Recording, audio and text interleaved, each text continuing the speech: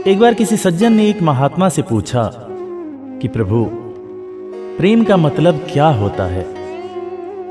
उस महात्मा ने मुस्कुराते हुए जवाब दिया कि जहां मतलब हो वहां प्रेम हो ही नहीं सकता। बहुत आसान है कि जिससे आप प्रेम करते हो, जिसमें आपकी आस्था हो, जिस पे आपका विश्वास हो, उससे आप उम्मीद लगाएं कि वो मेरे लिए ये करे, वो मेरे लिए वो करे, मगर खुद को उस लायक बना लेना कि आपका प्रियतम स्वयं आपके लिए सोचे, स्वयं चल के आपके पास आए, ये बहुत बड़ी बात है। हमारी माता शबरी भिलनी थी। जिस जाति से वो आती हैं उस जाति का नाम था शबर, और शबर जाति का होने के कारण उन्हें शबरी कहा जाता है।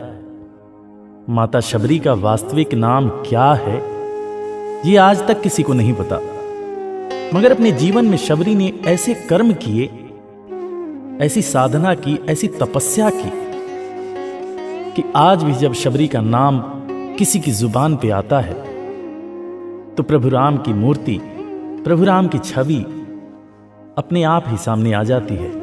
इसे कहते हैं इबादत, इसे कहते हैं तपस्या, इसे कहते हैं किसी को पा लेना। माता शबरी ने अपनी तपस्या से वो कर दिखाया कि राम माता शबरी के हो गए और माता शबरी राम की हो गई। माता शबरी के जो पिता थे वो कबीले के सरदार हुआ करते थे, और कबीलों की परंपरा थी कि लड़कियों की शादी 15 से 16 वर्ष की आयु में कर दी जाती थी। एक दिन शबरी के पिता ने शबरी को देखा और उनके मन में विचार आया कि अब मुझे अपनी पुत्री का विवाह कर देना चाहिए। लड़का ढूंढ लिया गया, शादी की तारीख तय कर दी गई। शबरी भी बहुत खुश थी। शादी वाले दिन जब शबरी का श्रृंगार किया जा रहा था, उसे सजाया जा रहा था, संवारा जा रहा था, तब शबरी ने उत्सुकतावश अपनी माता से पूछा कि मैया, आज मेरा इतना श्रृंगार क्यों किया जा रहा है? तब शबरी की माता ने जवाब दिया कि बेटी, ये दिन हर इंसान के जीवन में एक बार ही आता है, इसीलिए लड़कियों के श्रृंगार की परंपरा है। शबरी अपनी माता से बात कर ही रही थी कि उनकी नजर एक कमरे में पड़ी। उस कमरे में भेड़ें बंधी हुई थी। माता शबरी ने भेड़ों के झुंड को देखकर अपनी माता से दोबारा पूछा कि मैया, ये भेड़ किस लिए आए हुए हैं? इन्हें क्यों लाया गया है? तब शबरी की मां ने जवाब दिया कि बेटे, आज जो बाराती आएंगे, तुम्हारे ससुराल से जो लोग तुम्हें ब्याहने आ रहे हैं, उन्हें इन सब का मांस खिलाया जाएगा। यह सुनकर शबरी ने अपनी माता से सवाल किया कि मैया, हमें यह किसने अधिकार दिया कि हम अपनी खुशी के लिए किसी दूसरे की हत्या करें? तब उसकी मां ने जवाब दिया कि बेटा, यह हमारी परंपरा है।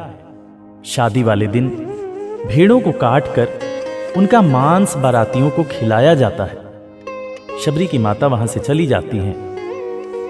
अपनी मां के जाने के बाद शबरी बेचैन होकर सोचने लगती है कि आज मेरी वजह से इन सब की हत्या की जाएगी।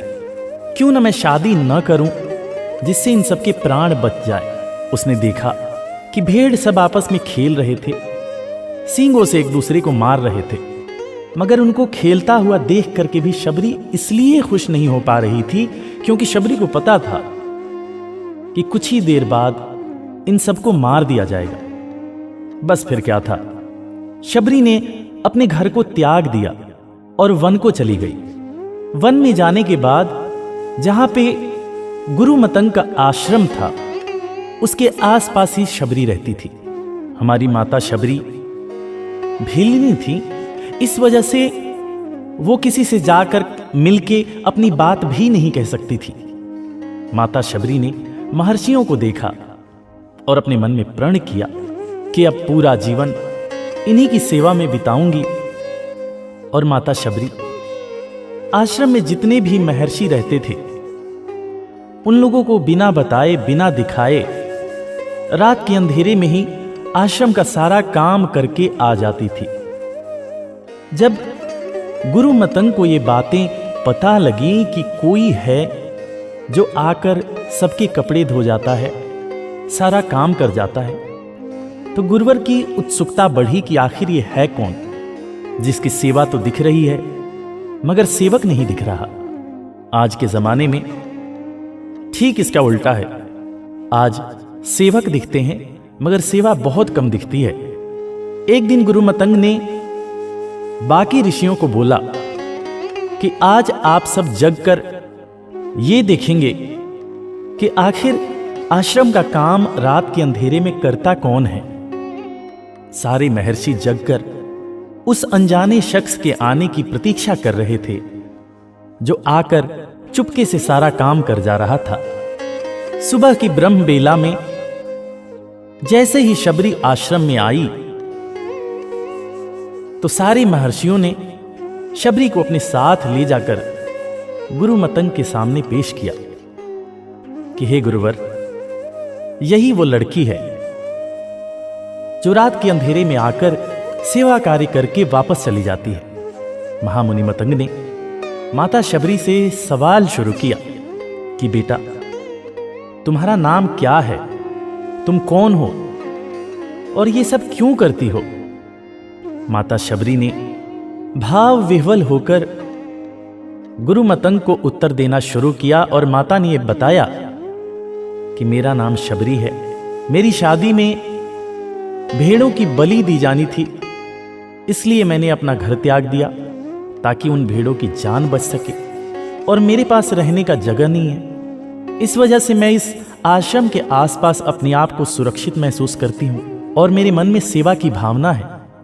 इस वजह से रात के अंधेरे में मैं आकर आप लोगों के काम कर जाती हूं, क्योंकि मुझे पता है कि मैं भिलनी हूं और मुझे आश्रम में आने की इजाजत नहीं दी जाएगी। गुरु मतंग निशब्द थे।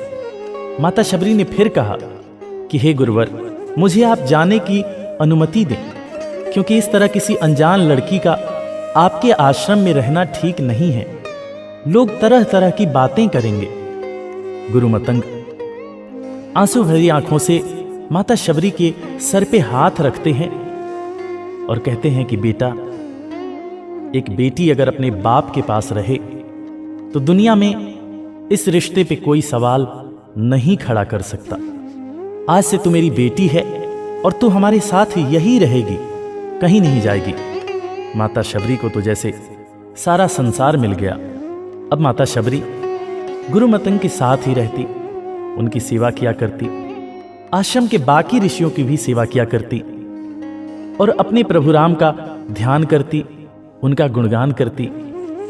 और उसकी यही तमन्ना थी कि कभी मुझे मेरे राम के दर्शन जरूर होंगे।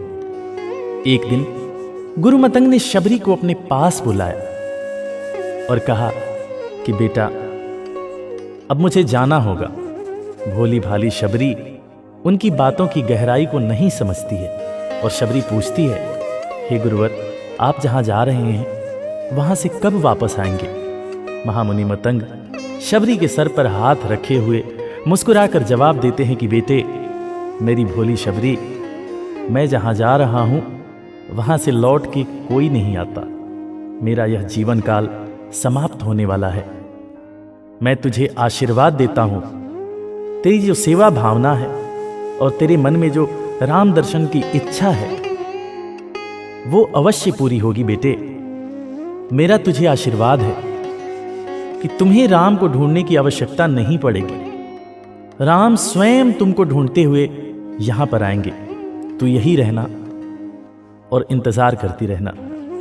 और जैसा कि हम सभी जानते हैं कि वो दिन भी आया जब मानवता के आदर्श मर्यादा पुरुषोत्तम भगवान राम अपनी भार्या भारतेश्वरी माता सीता की खोज में अपने अनुज लक्ष्मण के साथ वन वन भटक रहे थे।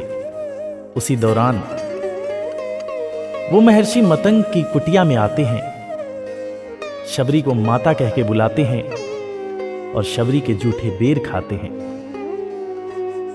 इस कथा का सार क्या है?